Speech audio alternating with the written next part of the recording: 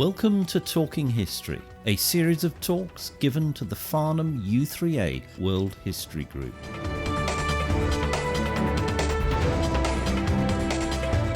In this talk, Richard Thomas tells us about the scramble for Africa and the winds of change.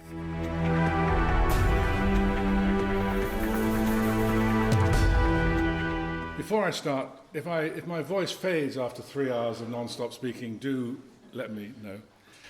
I should be all right for the first hour. The main thing is the scramble for Africa. The winds of change, the unscrambling of Africa, is really like the other side of the coin, or the last chapter in that book. So if we don't get much time for the winds of change, I'm relaxed about that. Now, I think I now begin every Africa talk with a fantastic map, which shows you that China, India, America, Europe, Latin America, etc., can all tap into the continent of Africa. So it is a very big continent. And the other slide I show frequently is while there wasn't an awful lot going on in the continent of Africa before the Europeans arrived, there was something going on. We all, of course, know about Egypt and various bits of the Ottoman Empire across the North Africa. We've probably all heard of Ethiopia and its long-standing empire and the rock churches. Not so many people have heard of Monomotap's empire in Zimbabwe. We know the story that the South Africans said, well, it must have been a lost Roman legion that built the Zimbabwe ruins because it couldn't possibly have been an African. But it was an African empire. The Empire of the Congo, which we don't hear much about because it was stripped, both literally and metaphorically, of all its assets, including its people, by the Belgians and the Portuguese. More significant, really, are the empires of West Africa, the desert savanna empires, Songhai, Mali, Ghana, and the Yoruba kingdoms of Ife and Benin. In other words, there was a lot going on before the Europeans got there.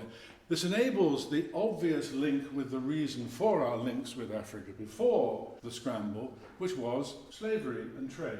The slavers were the Arabs here, and the West African kings here, and the chiefs and so on across the north there. The Europeans were the transshippers of slaves, they weren't the collectors of slaves.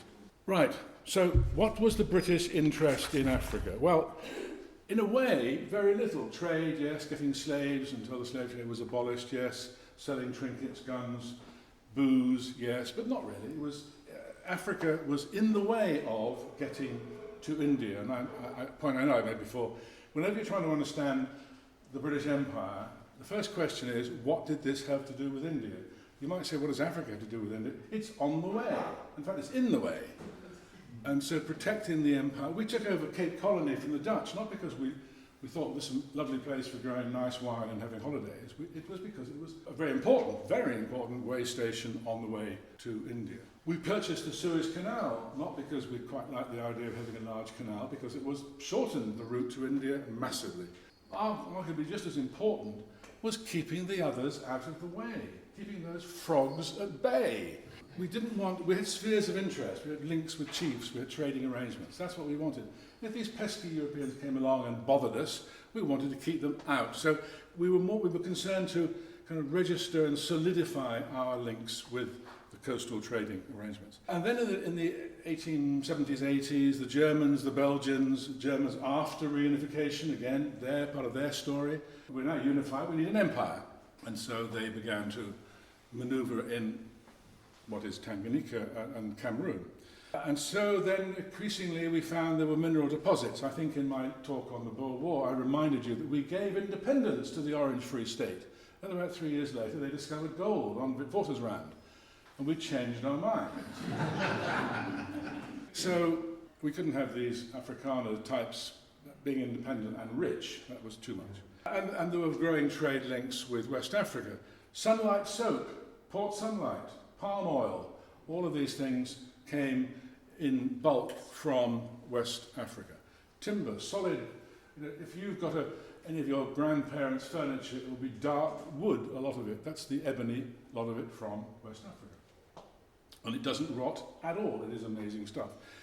And it depends whether you're in a cynical mood or a positive mood. Determination to suppress the slave trade. We made ourselves rich on the slave trade. I mean, no element of hypocrisy here. Having made ourselves rich, we then decided it was a bad idea and put a lot of genuine effort into abolishing it. And people like Livingstone and Wilberforce, you can question them. Mr. Cobbett certainly questioned Wilberforce because he didn't care about the slavery of the British working classes, but he did care about the slavery of the slaves in the slave trade. So there was a genuine humanitarian movement. There is no doubt that it was genuine. And the Suez Canal I've just mentioned, it cuts the route by whatever it says there, a third, more than a third, I think. So essentially, the Suez Canal was a very important part of our developing interest in the rest of the world and our developing interest in Africa. Disraeli purchased the Suez. We controlled Egypt in an offhand manner by 82. We defeated the Mahdi in 1898 and therefore basically took over the northeast corner of Africa. There were also, from the end of the slave trade, 30, 40, 50 years even, where things were gradually being discovered. There were missionaries and explorers going around on the coast and then gradually inland. In West Africa, they virtually all died of malaria, so not much was really discovered. A Frenchman reached Timbuktu in 1820. Other people had got to Timbuktu. As soon as they were seen to be Europeans, they were then killed. The rest of Africa, Bruce in Ethiopia, 1770s, very early. Nobody believed a word he said. He came back with reports of what an amazing place it was. They said, "You fantasized, old boy, go away." 100 years later, they realized he was very much on the ball. Missionaries began to move inland. From the south, Cape Town, because of our trade links and long-established settlements and a nice climate, people gradually moved up into Moffat that's Livingstone's father-in-law, wasn't it? They moved up slowly into the nicer, better climatic parts of southern Africa. German missionaries in from East Africa, Zanzibar, Tanganyika, found Kilimanjaro in 1847. Livingstone on the Zambezi. Livingstone then discovered by Stanley, and then Stanley crossed from east to west on pretty inhospitable ground, killing people en masse as he went. But gradually the feeling came, okay, we've opened up the centre of Africa, there's not much going on there, unlike West Africa. And therefore the slave trade from Zanzibar, run by Arabs, not by Europeans, we must stop it. So the statement needs protection in quotation marks is not heavily ironic, it's slightly ironic. I mean, they needed protection from one lot of controllers to another lot of controllers, namely us, and we were much nicer. It wasn't a totally corrupt thought, it was a genuine thought, because the slave trade from East Africa, which is not the one we mostly know about, was pretty nasty. And there is Stanley meeting Livingstone at Ujiji. Apparently he really did say something like that. You know, they hadn't been introduced, so they shook hands very diffidently, but it was fairly clear who they all were. But notice in the background are the Arab slave traders who were looking after Livingstone. Livingstone depended a lot on joining caravans of traders, and the trade they were in was slavery. And there's a picture of the rescued slaves and the slave ships, and I know some other place I've mentioned the amazing story of the West Africa squadron of the Royal Navy that spent years wandering around off the coast of West Africa, capturing and rescuing slave ships and sending the slaves either home if they could or to Liberia or Sierra Leone. Now, in that period, working on a British naval ship in the tropics was not a very enjoyable occupation. So hundreds and hundreds, thousands and thousands of British sailors died in that adventure. So again, a slight tick for the humanitarian story. So what was going on before 1880? In West Africa, trading posts. They were only on the coast, or Cape Coast Fort, Elmina, Bathurst Fort, one or two others, not in Nigeria because it was even more unhealthy and violent, but certainly in Ghana, Senegal and around there. We had trading posts. The slaves were brought into these places, held, and then shipped off to the Americas. It was much too unhealthy for settlement.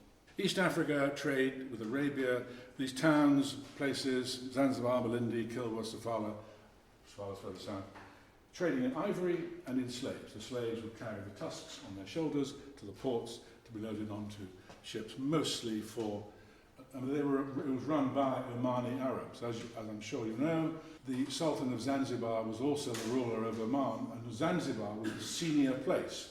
It's like the Queen is the Queen of England and Scotland. I can't finish that sentence, can I? But Zanzibar was the senior part of the empire of the Omani Arabs. But there were no cities or empires to take over. That's the big difference between East and West Africa. South Africa, I mentioned Cape Colony on the way to India, and Natal in the 1840s. We settled in Natal to keep the Boers and the Zulus apart and to make sure the Boers didn't take over too much of the good farmland, sugarland, etc. British controlled the Cape, some Dutch settlers, the Voortrekkers expanding north. This was another story going on in southern Africa, which the Boer War is the culmination thereof. And I'm sure we all realise that at this time, really until 1922, 3, much of North Africa was Ottoman. It was pretty independent. Ottoman Empire was pretty feeble. It was technically Ottoman. Now, why the 1880s? So we've got this backstory. We've got things happening. What happened to make the 1880s into a scramble for Africa? Well, the Anglo-French rivalry in West Africa was getting greater, more explorers. See, if a French explorer gets to Timbuktu and signs a treaty with the king of Sultan of Timbuktu, it becomes a French sphere of interest. If a British explorer gets there, it becomes a British sphere of interest. And if Stanley, who was Anglo-American, signs a contract with the king of Congo, because the British won't employ him, because he's not a gentleman. So the kings that Stanley signed treaties with, he did so on behalf of the king of Belgium. So the Congo became part of the Belgian Empire. It sounds bizarre. As we know, the interpretation of the mineral rights clause in the treaty with the chiefs in Zimbabwe were misinterpreted by the missionary, who did not say, and anything under the ground belongs to Rhodes's company. He just said, no, it's all yours, we're just renting it. Then when the treaty was read out to him a few years later, he said, I didn't agree to that. Tough, we have the guns to suggest that you do agree with that. And so the mineral rights went to Rhodes's company, not to the kings of Zimbabwe. So it wasn't all done in a totally gentlemanly way. The ambitions of the Belgians and Bismarck, yes, I mentioned Congo, and Livingstone and others, the genuine desire to spread the 3 C's, commerce, Christianity and civilization. So it's a bit cynical about that, but there's no doubt at the time it was genuine. And so was the desire to stamp out slavery. Also, slightly less, well, in a sense almost more obviously, but less noble, was the fact that in the 1880s and 90s, Europe was going through an economic slump. And so how do you get us out of the slump? We expand, we invest, we trade with other people. Who aren't we really trading with much now? Africa. So let's kind of expand and explore in Africa because we can. The long depression was genuine. If you do economic history, it was a pretty grim period indeed. And so to expand, break out of this, we needed raw materials and we needed markets for the production. India was a very good market. It soaked up a lot of our production, but it was a fairly saturated market because we've been trading with them for 200 years. Now we needed a new opportunity. So there were reasons why the 1880s, and I've got a few of them here I'm going to go through sort of one at a time. Briefly, they were, London was growing as a capital market, lots of technology and engineering, the Maxim gun, and quinine. These are the key reasons, I think, why the technology of the 1880s enabled the whole story to take place. The beginning of the railways in Durban, 1860, so fairly early, but only short railways connecting the bits of the British Empire in the south. The other main railways, like the Mombasa to Nairobi, Mombasa to Uganda railway, was not built until the beginning of the 1910, that sort of time. The Maxim gun, as Hilaire Belloc said, remember, we have got the Maxim gun and they have not. The Maxim gun was not available at Eswandwana, which is why we lost. It was available a few years later, which is why we suddenly kept winning. Basically, the beginnings of industrial scale slaughter. And as I know I've said before somewhere, he was given a knighthood for his services to humanity. You can't make it up. You don't need to. Quinine was actually around. It was known about by travellers, and it was known about from Latin America, where it mostly came from. But it was not used much. So Livingstone could have used quinine and probably extended his life, but he didn't bother because he was only a doctor. He knew better. It was known but not really tested, except that people did recover from malaria much better if they took quinine. I remember when I was working in Africa, we'd say, I need my anti-malarial, I'll have a gin and tonic. But then I read somewhere that to have enough quinine in your gin and tonic to make you safe from malaria, you needed about 300 gin and tonics. So that was more than even we could manage. It was available, it wasn't much used, but gradually it was used, and suddenly people were able to explore the creeks and rivers of West Africa and could go inland and discover, yes, there was a lot of stuff going on, lots of stuff worth exploiting. Timber, tin, and from Joss and so on. So this began to make people more excited. Yeah, if I go there, I'm not going to die necessarily, as most of the explorers did, the first wave, certainly. Cecil Rhodes also came on the scene. He was a key factor because he was an arch-imperialist. Now, Rhodes, they want to pull down his statue in Cape Town and do something to his statue in Oxford. I take the view, and I'm sure it will excite a question or two, I take the view that he was an arch-imperialist, he was a man of his time, he was not axiomatically cruel and horrible, but nowadays he would be considered pretty outrageous. But he was, if we all say he was awful and terrible, then leave his statue up so that we can be reminded how awful and terrible he was. But he wasn't terrible in the same way that the Belgians were terrible in the Congo. He was just trying to make money, and he didn't really care much how he did it. He opened up Rhodesia, and I said, rather tricked the chiefs into signing slightly unfair contract. Now again, of course it was unfair. They were asymmetrical power relationships, it says in the academic textbooks. In other words, the Europeans had the power and the guns, and the Africans, all they had to do was to sign. Rhodes did some good things and a lot of bad things. He made sure that everything was to his advantage. But he did believe in the British civilizing influence, and he did want from the Cape to Cairo. And when we took over Sudan, I suppose we just about managed to succeed in doing that. So if you were an imperialist and you were British and British was best, this was pretty exciting stuff. Of course, history then changes and it all becomes very bad. But at the time, it was all seen to be very positive stuff. But there were other voices. Cecil Rhodes, when you first think about, oh, dreadful man, when you read about him, you think he was pretty strange. I mean, he was sent to South Africa to work with his brother because he was thought to be rather fragile and unhealthy and needed fresh air to sort of build him up. So he certainly had a drive that made him quite successful. But there were other voices, Mary Kingsley being a very important other voice. She was a writer, she was a traveller, she went to Sierra Leone, Gabon, Nigeria, and ended up in South Africa. She spoke up for the Africans. She said polygamy isn't necessarily wrong, it's just people having more than one wife.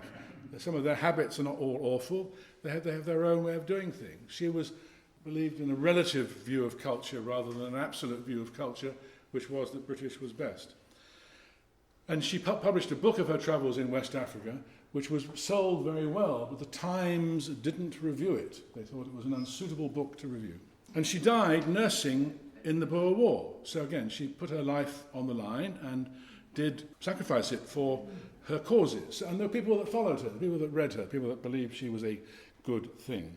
I think after she died, the Times did give her a reasonably positive obituary, for which I'm sure she was deeply grateful. Now, it all kind of coalesced into the Conference of Berlin, 1884-5, where the Western powers got together, including a representative from Japan, from America, from other places, from the Nordics. We forget that the Danes and the Scandinavians had quite a large bits of empire early on until we kind of pushed them to one side. Bismarck called it to Berlin, but the Portuguese and the Belgians were quite keen to get it established, that they had right to chunks of Africa. And various interests were established, and their spheres of interest were established. There's a step change here, which I've got a note on it somewhere. You have a sphere of interest, and then you have kind of treaty agreement. You are the main foreign power in that place. And then you have a kind of indirect rule sort of thing, which we instituted in northern Nigeria. And then you have a colony, which you run, like a local government. This triggered the move from spheres of interest, Ghana is where we, the Brits, do our business, so keep away, Frenchmen, to colonies. And that was a gradual process. But that process only took 20 years. So the British were in West, East and South. French were mostly in West Africa.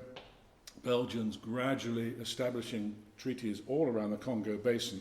The Germans, Portuguese, Spanish, all doing bits and pieces. and the Ottomans, of course, in the north. It is not a surprise that there were no Africans at all invited to this conference.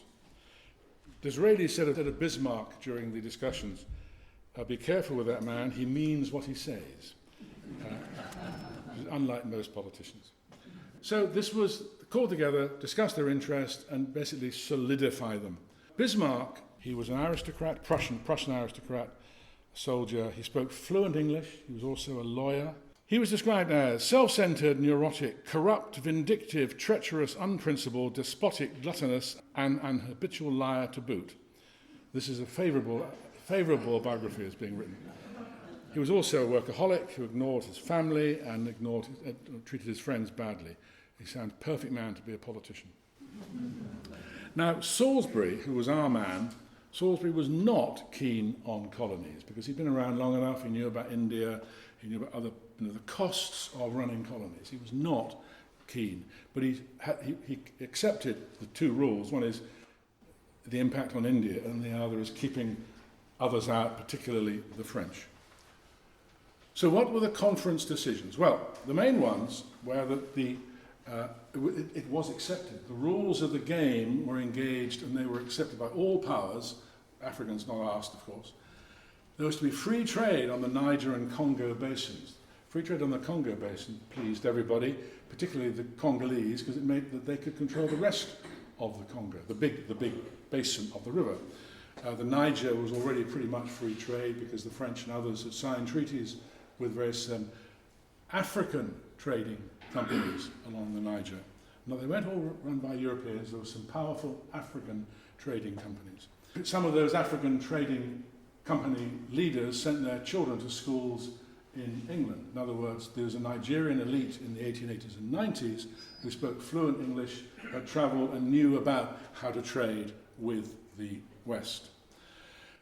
Protection for natives, missionaries and explorers was kind of put in there, and it was genuine, that we're not going to shoot a missionary because he's the wrong religion or because he's in our patch, but it was sort of how they should behave. Slave trade was condemned and effort was put into suppressing it. And perhaps the last one there is the key one. New claims should be based on effective occupancy. That's moving, therefore, from spheres of interest to boots on the ground, I think, is the modern expression. And during this period, suddenly the scramble took place. And as an African ruler at the time said, the missionaries told us to close our eyes and pray, and when we had opened them, they had taken over our land.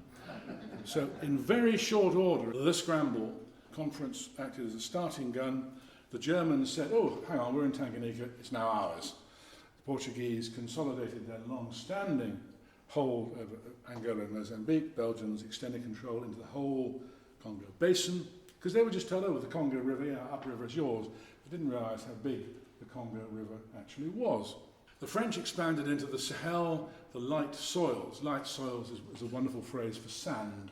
The British asserted their semi-claims. East and Central Africa, helped by Rhodes, confirmed their claims in Nigeria and Ghana, and the Gambia, Bathurst being a long-standing riverine trading port. The Boers were not keen to accept British rule, and we soon ended up with a Boer War, which is not part of today's programme. The relationship between the Europeans, of course, was not all straightforward.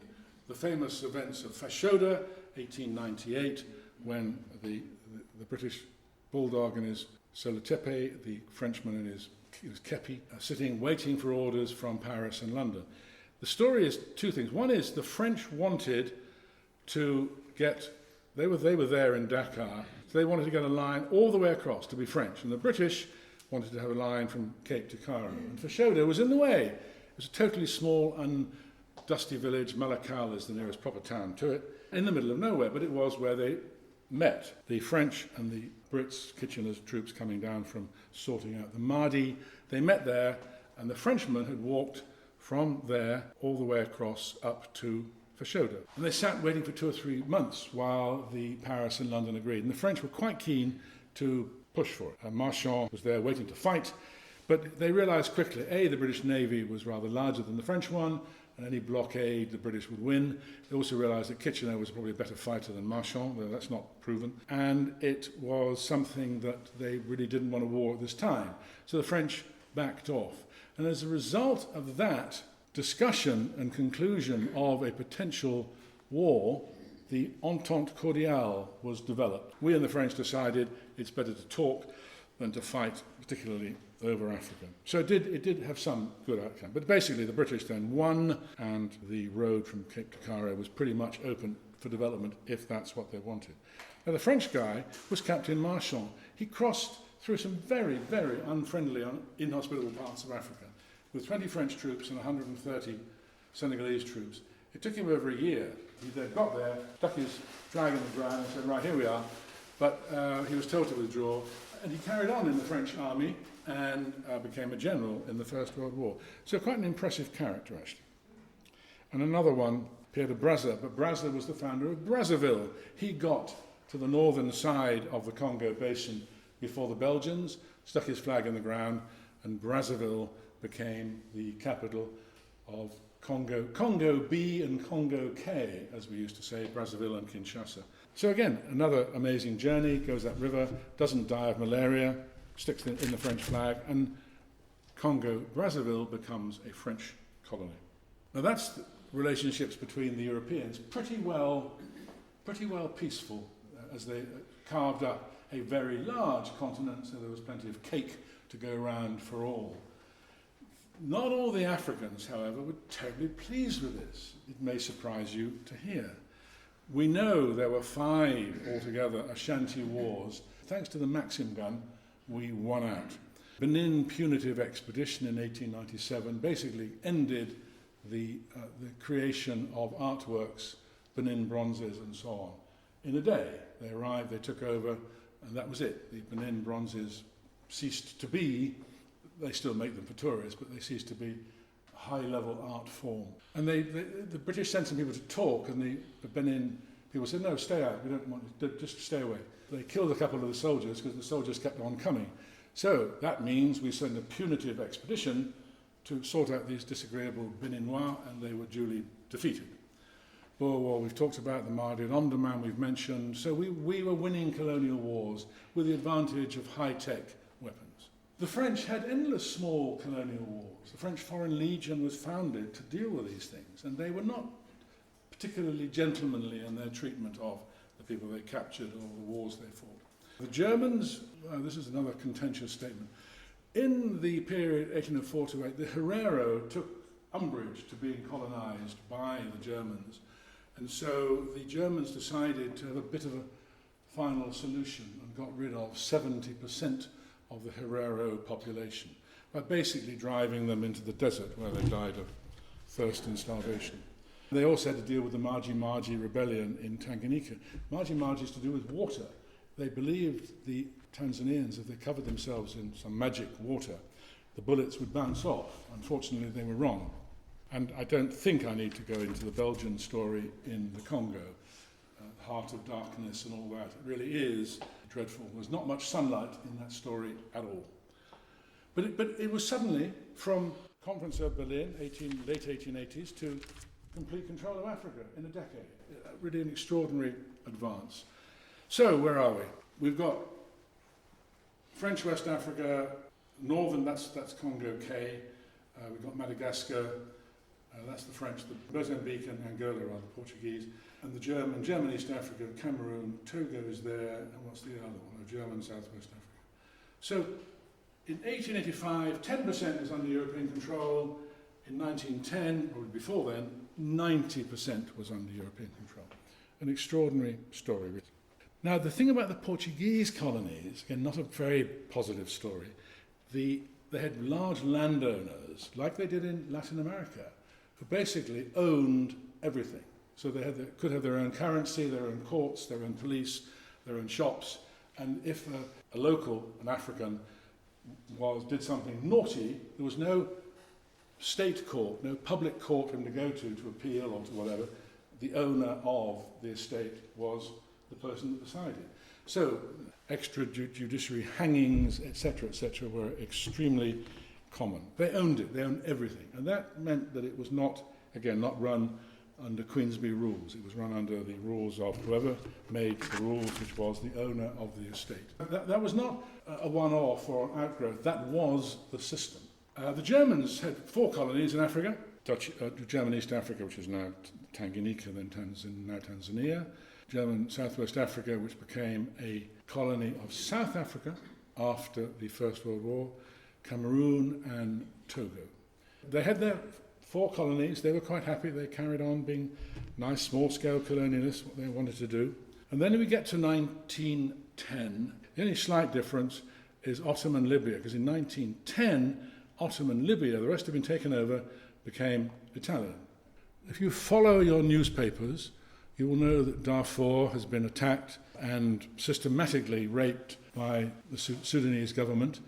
And the question always occurs, well, why? What's so special about Darfur? What's special about Darfur is 2 things. One, it was an independent desert kingdom for hundreds of years. Not rich, but it was on the trading routes between north and south. So it was able to make money with customs duties and by selling salt and things like that, and camels and slaves. So it was an affluent trading kingdom in the middle of Africa.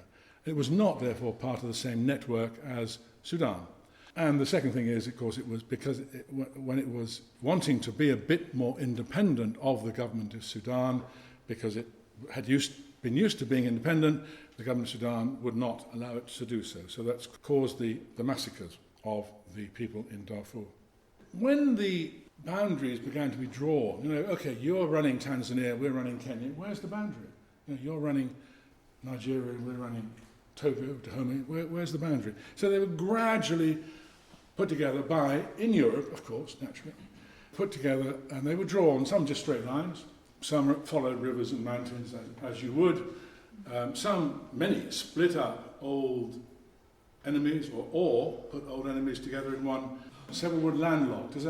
One of the kind of, theorems of development, what keeps a country poor or what helps it to get rich. Some people in the World Bank and academics have done hundreds of years of studies showing basically if you're landlocked, it knocks back your potential gross domestic product by several percent. So being landlocked is not a good thing if you live in Africa. Malawi is a classic case of that. It's got things to trade with and export. It remains totally poor because it doesn't have enough that the world really wants, plus 20% increase in cost because of transport costs. So that is quite an important one. Now, because it's so big, some are bound to be landlocked, I suppose. And we get, therefore, some bizarre borders. The Zambian border with the Congo, the pedicule. Anybody been across the pedicule? I don't think you do it more than once. It's very dangerous and unfriendly, but never mind. It's a big lump out of what looks like out of Zambia.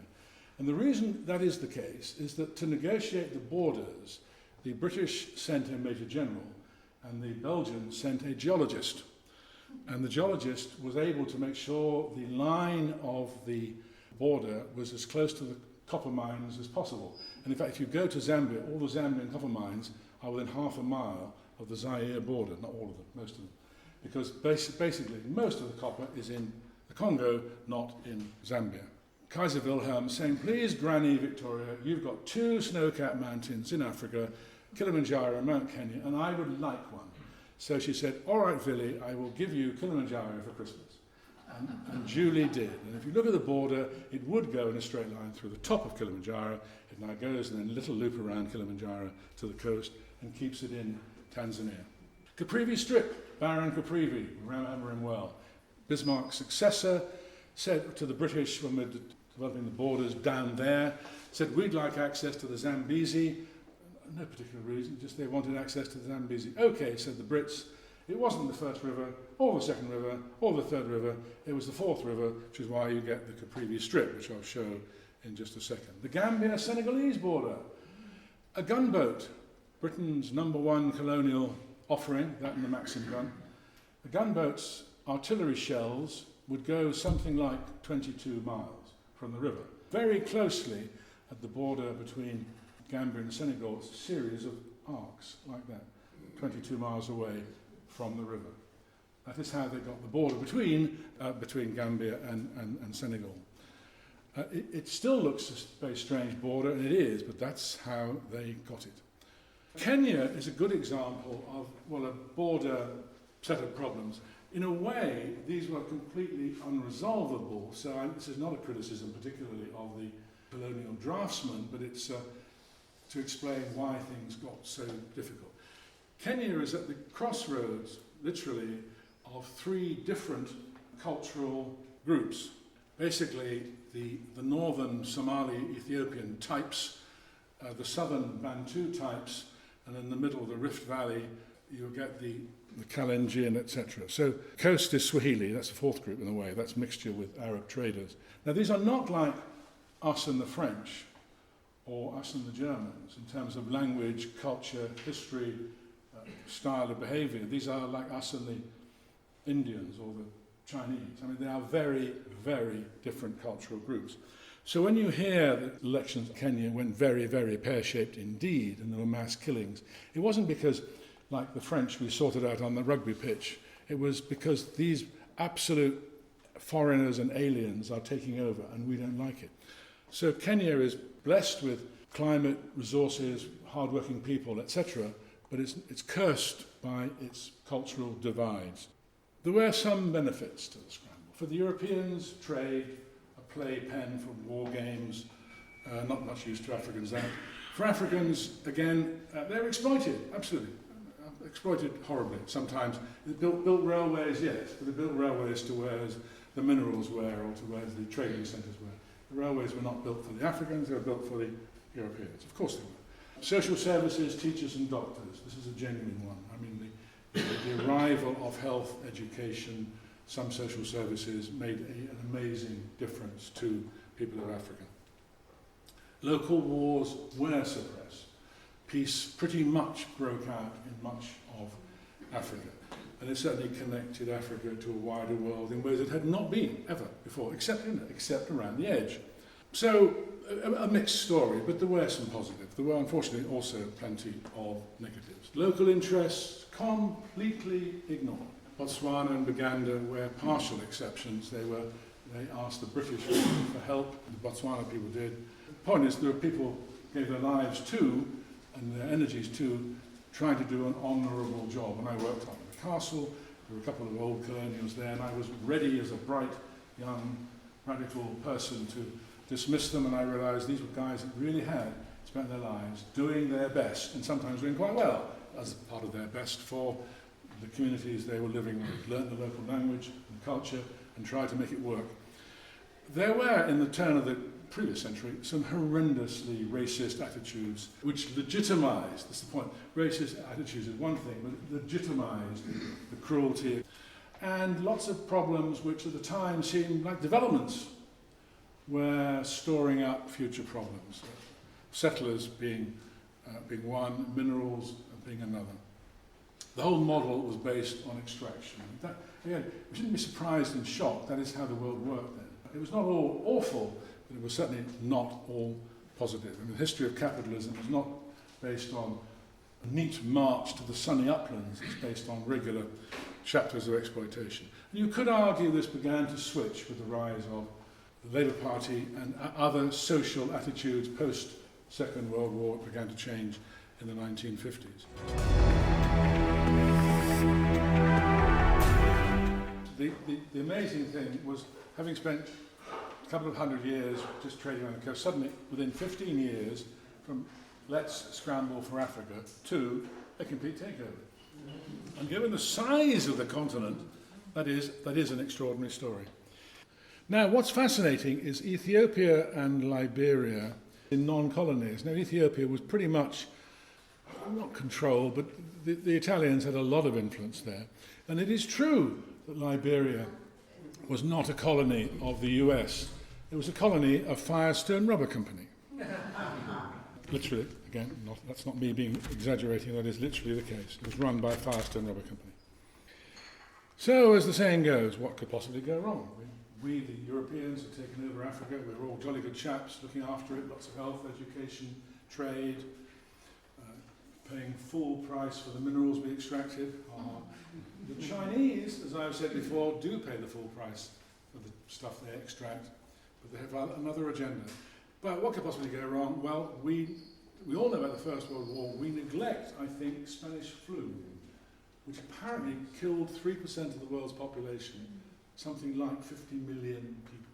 So the effect of that on Europe, as well as everywhere else, was extraordinary. The rise of communism and the appeal of communism, the Great Depression, World War II, and the last three words there are the key ones. A lot of imperial colonial soldiers, East African regiments, West African regiments, fought bravely in various places. There's a very good French film about the French soldiers fighting for the Algerian soldiers fighting for the French in World War II, and being put ahead of the main troops because, of course, they were more expendable than the French troops.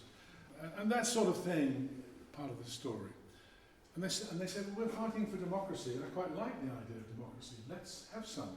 And I know how to shoot, which is really quite important. Then Suez comes along, and the illusion of empire came to an end. Suez was not that important as who keeps the Suez Canal open. It was important because the British and the French came slap up against the fact that we no longer were very powerful. And Americans are deeply antagonistic to empires except for their own.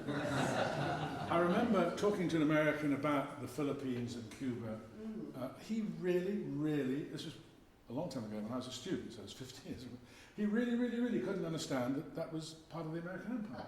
He just could not get his head around that. Because we were having a discussion in Kenya about history of the world. And he was a history graduate, so he should have known more, but he just could not get his head around the fact Americans had an empire. This is a slight digression. I mentioned earlier that the issues of getting out of Africa were actually not that serious, with one or two exceptions, and settlers were one of them.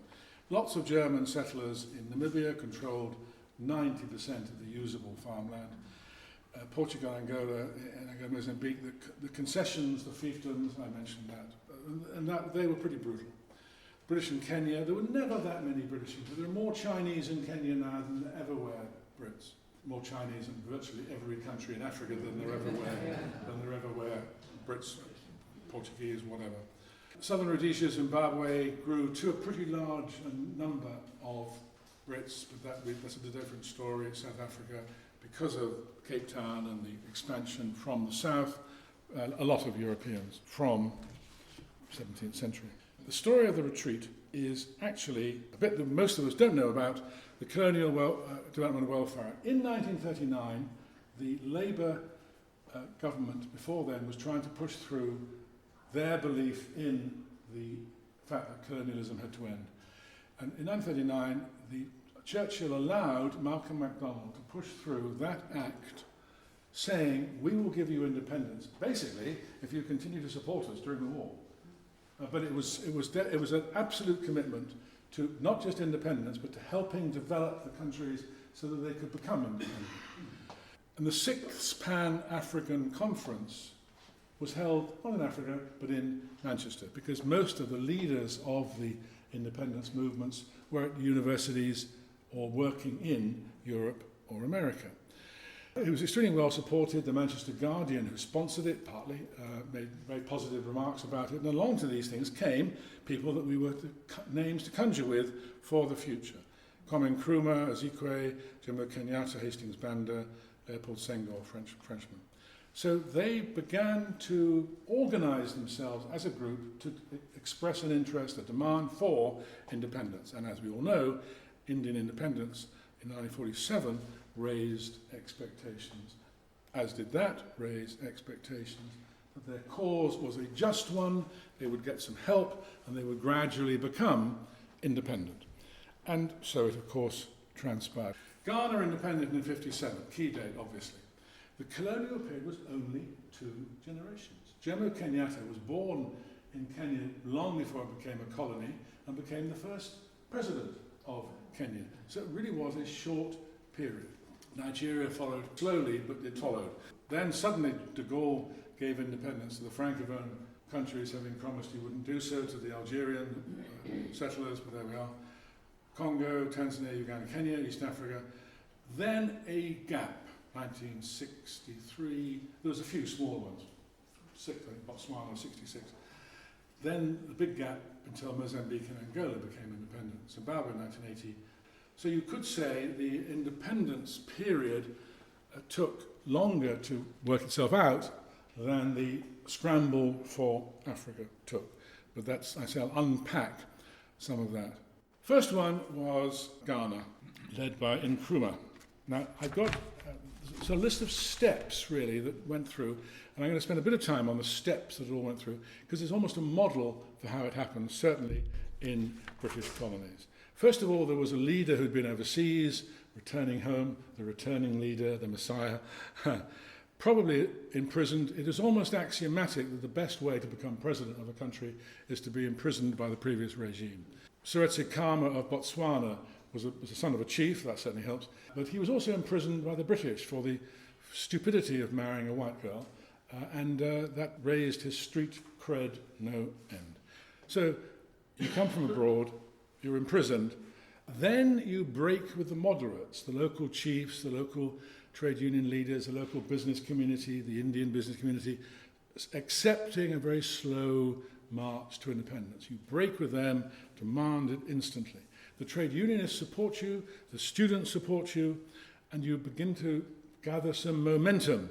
And in some cases, the governors thought you were a villain and locked you up, again, sometimes for a long time, like in Zimbabwe. In some cases, the governors were quite sensitive and sensible people. And the story about Ghana is really quite a fascinating one. There was a governor that would discuss issues with Nkrumah, established a rapport with Nkrumah, and when, of course, then there'd be a local election, not for independence, but for local internal self-government. And these guys, Nkrumah, Jomo Kenyatta, etc., won these elections, and they said, well, we've won the election, we're popular, we've got the popular mandate, give us proper independence. And they said, well, you've got to kind of go through a process, you've probably got to become, I'll remain as the Governor General and you'll still report to me, and many of them accepted that and then scrapped it.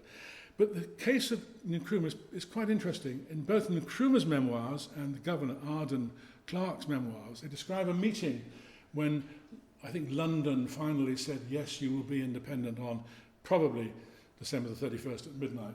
And they apparently both welled up with tears and gave each other a hug.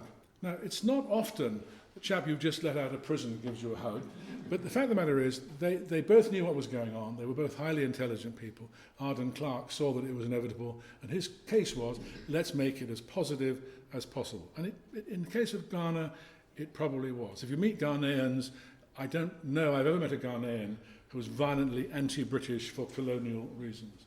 Plenty of other places where they are, but not Ghana. So it was really quite quick, this whole process. And then Ghana became independent, and Nkrumah became the PM in 1957. 1960, say the idea that there was a British Governor General, as in Canada, for example, was removed. 1960, he became president. Unfortunately, he then went a bit sour on the rest of the world, but his trajectory, it was really quite common around the west of Africa. Same sort of story in Nigeria, but it was complicated by the fact that Nigeria, like Kenya, is three different countries, cultures. Southwest Yorubaland, southeast Igbo, Ibibio, and not imperial, not even with a chieftaincy structure in some of them, but quite affluent. And then the north, semi-desert, the Hausa kingdoms, quite utterly different. So it had to be some kind of federation. They had to agree who would be in charge. They kind of bent it a bit so that the north would control it, probably a mistake, but the north would only accept it that way. And so it was essentially, took longer to negotiate a deal, but as soon as they accepted the federal idea, it kind of won through. But the three different major groupings were never going to become close chums. Independence started in 1951, 10 years of discussions virtually before they could get the process going. Probably started before Ghana because it was seen to be more developed, but it didn't finish before Ghana because there was too many big issues. Achieved in 1960, Sir Abubakar Tafawa Balewa was the first Prime Minister, Zikwe was the first President, one from the north, one from the east. And when I was there in 1965, there was a military coup, so it became very quickly started to disintegrate. Lots of hope for the place, lots of clever people, lots of investment, lots of business.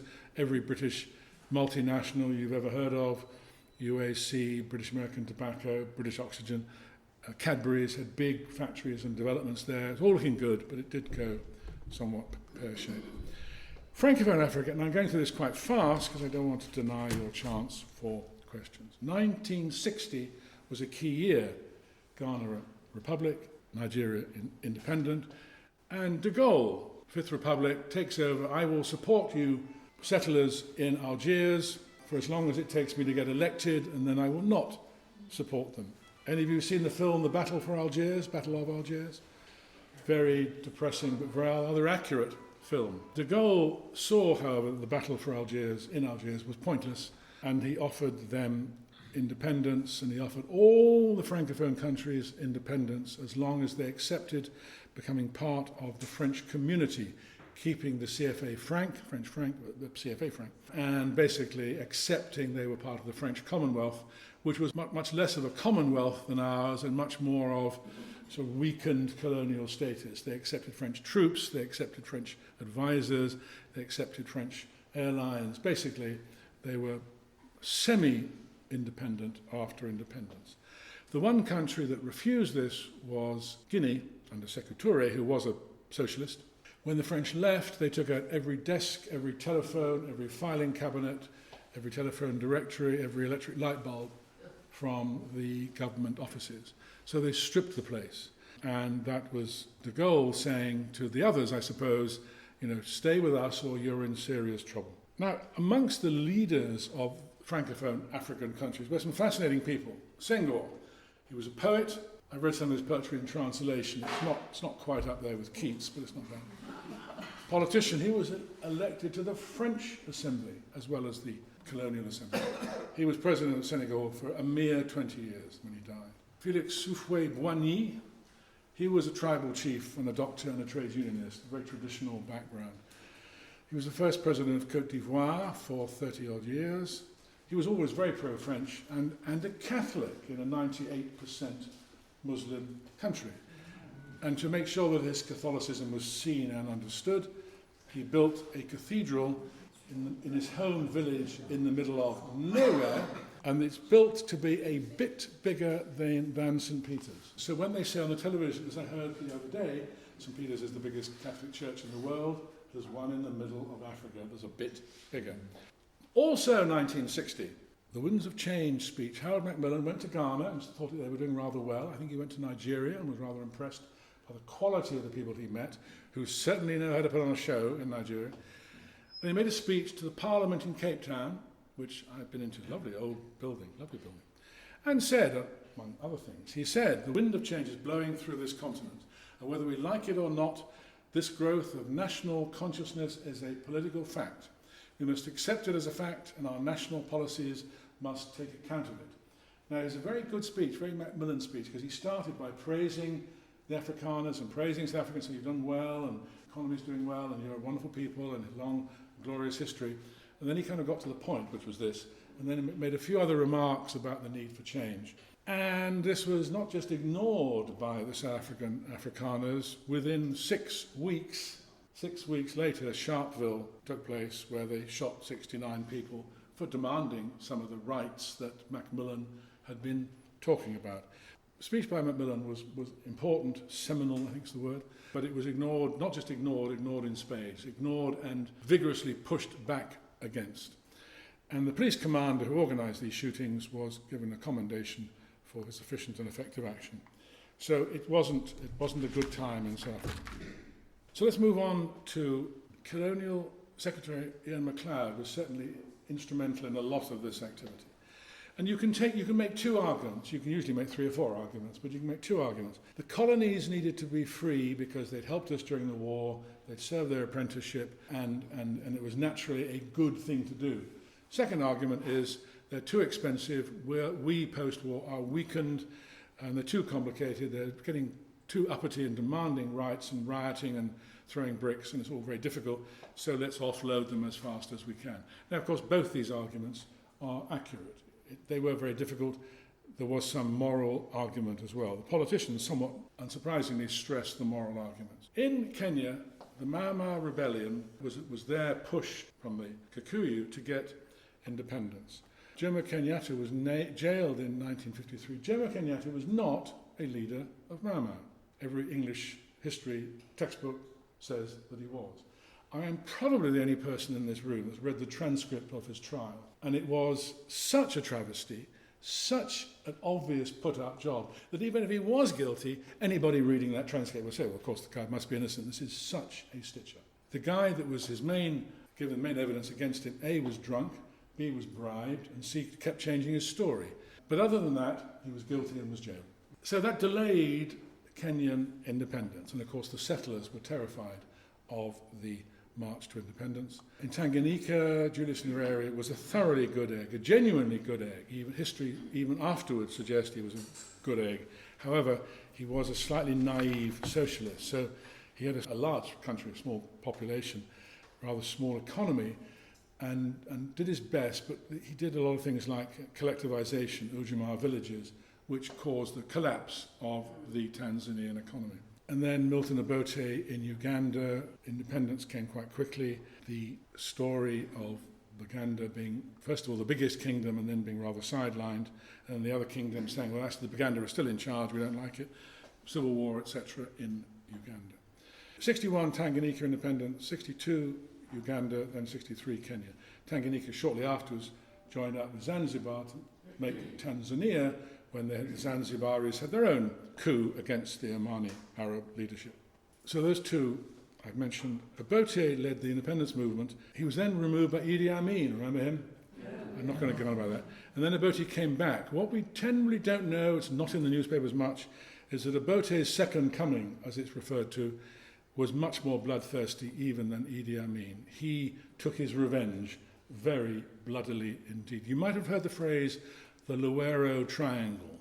It's in that triangle where the tribes met that a lot of massacres took place. And in the middle of that was a Gayaza girls' school run by a bunch of missionary ladies, most of whom settled back in Farnham. So if you've met any of these Gayaza missionary ladies, they are I think must be Ware now. They were a very formidable bunch. And I went to the school several times and I was incredibly impressed by what they were doing, surrounded by mayhem. And if people came to them and went to the church of the school for sanctuary, nobody ever came to take them out. So these women were tough. Anyway, the point is, the story of Uganda is quite a complicated one. They all are. The story of Kenyatta is quite a complicated one. He studied in the UK, wrote a very good anthropological memoir, really, called Facing Mount Kenya, which, if you're interested in Kenya's history, is worth reading. It's the Africans that suffered from Mau Mau. 12,000 plus people were killed. 56, 68 Europeans were killed. Fewer than were killed in road accidents in Nairobi in the same period. So it wasn't particularly anti-white, it was sorting out the local power struggles. Now, independence came along in 1963, it was very peaceful, and Malcolm MacDonald, who I met, did I give a talk to this group about him? One of my heroes that survives. He was the first person ever, probably now will be forever, who was the governor handing over to independence. The Governor General, while Kenya accepted sort of oversight from London for a while, and then High Commissioner. In 3 or 4 years, he had all 3 jobs because Kenyatta asked him to stay. Another example of this monster working closely with a sensible High Commissioner and ending up giving a speech to the Nakuru farmers after independence who had been saying to it that this man is a monster and a killer and an outrage. And at the end of his speech, the Nakuru farmers stood up and cheered him to the echo, because he'd said, we want you to stay and keep the country rich. And many of them did. Okay, Southern Africa. Central African Republic, founded in 1953, Southern Northern Rhodesia and Nyasaland. It was run by a white minority government from what is now Zimbabwe, run by Roy Walensky. The economic case was simple. Rhodesia had white settlers, if you like, sophisticated markets, The North had copper, and Nyasaland had cheap labour. It all seems perfectly good and sensible. However, the thing was run again for the white settlers by Roy Walensky. The farmers and the townspeople in Nyasaland began to riot and become unpleasant and aggressive and say, this is not fair. Lord Devlin was sent as a young QC to have a look, and Lord Devlin said, they're not a few trade unionists whipping up protest. This is a genuinely felt movement, and the people of Nyasaland are thoroughly fed up with being exploited. The Federation really cannot survive. So as a result of that, and really was a result of that, fairly instantly agreed to independence, or to unscrambling the Federation and independence. That there's a kind of an independence movement, and then along come some radicals and demand you push it further and get more violent more quickly, which is indeed is what happened. And what's fascinating about Banda worked overseas for 42 years, 20 of them in Scotland, some in London, and some I think elsewhere. So in other words, he was the figurehead, but he was a rather tough guy, which they didn't expect. His opposition kept having single car accidents. Brakes kept failing. And steering kept going wonky on the longer road. So, yeah, he and the dark glasses don't help either, but Banda was a very, very tough guy. But he was utterly charming. He impressed everybody, and his patients in Scotland apparently loved him dearly. And that's one of the reasons why the Scottish Church and Malawi still have strong links. Almost every church, school, missionary in Malawi still has links with something similar in Scotland. Banda, first president, and he again stayed on too long, and the dark glasses, a bit like Papa Doc, really. Very authoritarian is a polite word for killed his opponents. Pro-West and pro-South African. Walensky, yes. Kenneth Kaunda is still alive. He's 95. And he's a great friend of the Queen. The Queen and he used to have little chats and cups of tea. He was, again, a good guy, one of the very few to accept that he'd lost the election and to retire to the golf course. And he used to play golf with friends of mine in Zambia and was just a nice, ordinary guy, more or less. They tried to stitch him up with some corruption charge, but the people of Zambia, to their credit, said, no, he's all right, leave him alone. So he's still there, still playing golf. So what's been going on for the last 50 years? After this rush of independence, Southern Africa, it all slowed up. And I want to make 2 or 3 more points before I finish. Smaller countries became independent, not an important part of the overall story. Important for them, of course. 68, Swaziland. 74, Salazar lost power in Portugal. What, I hear you say, has that got to do with anything? That is the trigger, that is the first domino that triggers the collapse of rule in Southern Africa. The Portuguese army said, we're not continuing to fight a totally pointless colonial war, and basically mutinied. They didn't mutiny, they just said, we're not going back to Africa. We're going to sit here and march up and down in Lisbon. So that they refused to go, to keep fighting it. The generals knew it was a lost cause, stopped bothering, doomed to failure. So that meant that the control over Mozambique and Angola weakened. They became independent, nominally, because they had a civil war, both of those two, for about another 20 years, fueled by South Africa, fueled by China, fueled by Russia, and North Korea, other communist states. So basically, communists practiced power games in Mozambique and Angola, and Cuba was involved, very, very unpleasant. So they didn't really become independent until almost the beginning of this century. So because of these dominoes falling, South Africa lost its kind of buffer in Mozambique and Angola. It told the Zimbabweans, we can't keep defending you, you'll have to give in. So independence in Zimbabwe followed. A whole bunch of reasons. Violence, economics, depression, Mugabe doing the same things that Banda and Nkrumah did, demanding independence, pushing faster than anybody was prepared to go. Finally got it. And then having got that, why did South Africa become independent? Well, obviously lots of reasons, including the fact that the Soviet empire collapsed. They could not produce Russia as a bogeyman. We are defending the world against communism, because communism has collapsed in a heap. So the end of the Cold War sped up the process of independence for South Africa. Now, all the other arguments that we know about, because we've lived through most of this, are true, but we mustn't forget the bigger geopolitical context in which it all has been taking place.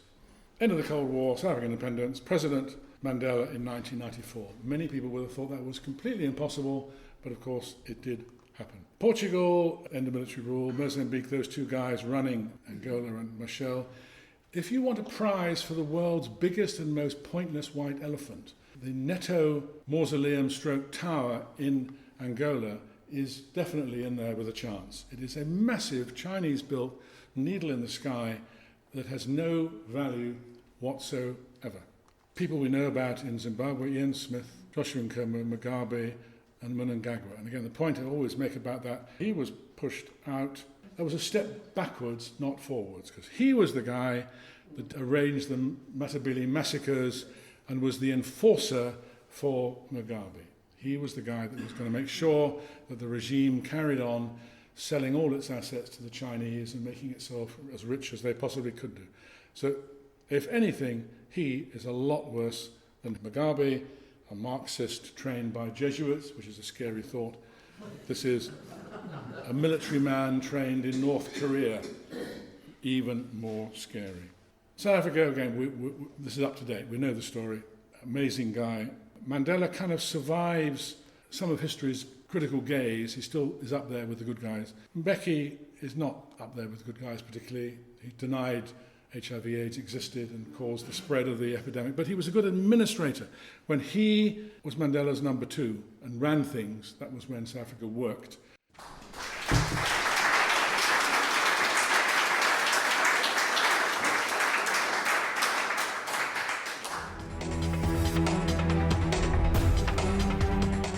The views expressed in this talk are representative of the views held at the time of the material being discussed. They do not necessarily represent the views of the speaker, the Farnham U3A History Group, or the team at the Mr. T podcast studio. This podcast is produced by the Mr. T podcast studio in association with the Farnham U3A Group. Thank you for listening to this talk